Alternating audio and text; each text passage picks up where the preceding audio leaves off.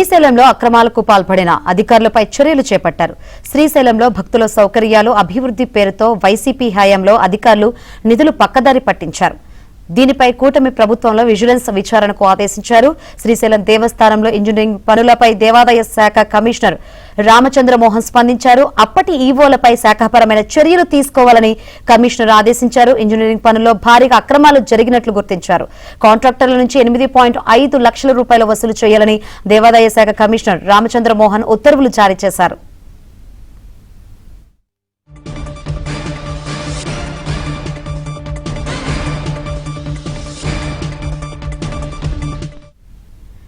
శ్రీశైలంలో అక్రమాలకు పాల్పడిన అధికారులపై చర్యలు చేపట్టారు. శ్రీశైలంలో భక్తుల సౌకర్యాలు అభివృద్ధి పేరుతో వైసీపీ హయాంలో అధికారులు నిధులు పక్కదారి పట్టించారు.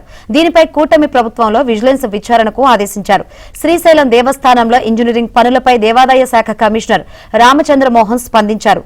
అప్పటి ఈవోలపై శాఖాపరమైన చర్యలు తీసుకోవాలని కమిషనర్ ఆదేశించారు. ఇంజనీరింగ్ పనుల్లో భారీగా అక్రమాలు జరిగినట్లు గుర్తించారు.